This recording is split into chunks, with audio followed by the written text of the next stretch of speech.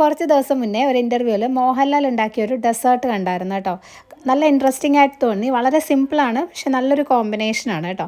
അപ്പോൾ അതിനായിട്ട് നല്ല പഴുത്ത ഏത്തപ്പഴം ഇതുപോലെ തിൻ സ്ലൈസസ് ആയിട്ട് കട്ട് ചെയ്ത് വെക്കുക. ഇനി ഒരു പാനിലോട്ട് കുറച്ച് ബട്ടർ ഇട്ടു. അതിനകത്തേക്ക് ഏതെങ്കിലും നട്ട്സ്, ഞാനിപ്പോൾ കാഷ്യൂസും ബദാമുമാണ് എടുത്തിരിക്കുന്നത്, അത് നല്ലൊരു ഗോൾഡൻ കളറിലേക്ക് ഫ്രൈ ചെയ്ത് മാറ്റി വയ്ക്കാം. ഇതിന് കറക്റ്റ് ഒരു അളവൊന്നും നോക്കണ്ട, ഇഷ്ടമുള്ള അത്രയും നട്ട്സ് എടുക്കാം കേട്ടോ.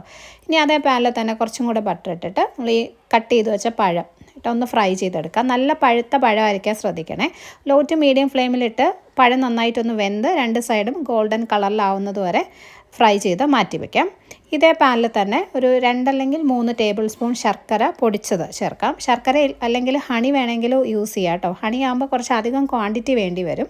അപ്പോൾ ആ ശർക്കരയിലോട്ട് 2-3 ടേബിൾ സ്പൂൺ വെള്ളം ഒഴിച്ച് നല്ല തിക്കായിട്ടുള്ളൊരു ശർക്കര പാനി ഉണ്ടാക്കിയിട്ട് അതിനകത്തേക്ക് ഈ പഴം ഇട്ട് നന്നായിട്ട് കോട്ട് ചെയ്ത് വരുന്നവരെ, പാനിയൊക്കെ നന്നായിട്ട് ഡ്രൈ ആയി കോട്ട് ചെയ്ത് വരുന്നവരെ ഒന്ന് കുക്ക് ചെയ്തെടുക്കാം. പഴം ശർക്കര പാനിയിലിട്ട് കഴിഞ്ഞാൽ പിന്നെ വേവത്തില്ല. അപ്പോൾ ഫ്രൈ ചെയ്യുന്ന സമയത്ത് തന്നെ നന്നായിട്ട് വെന്തിട്ടുണ്ടാവണം. അതുകൊണ്ടാണ് നല്ല പഴുത്ത പഴം എടുക്കണമെന്ന് പറയുന്നത്. അതിൻ്റെ ചൂടൊന്ന് മാറിക്കഴിയുമ്പം നമുക്ക് സെർവ് ചെയ്യാം. പ്ലേറ്റിലേക്ക് ആവശ്യത്തിന് പഴം സ്ലൈസസ് എടുത്തിട്ട് കുറച്ച് വാനില ഐസ്ക്രീം വെച്ച് നട്ട്സും ഇട്ട് സെർവ് ചെയ്ത് കഴിഞ്ഞാൽ അടിപൊളി ഒരു ഡെസേർട്ടാണ് കേട്ടോ. നല്ലൊരു കോമ്പിനേഷനാണ്, ഒരു വെറൈറ്റി ടേസ്റ്റാണ്. ട്രൈ ചെയ്ത് നോക്കണേ.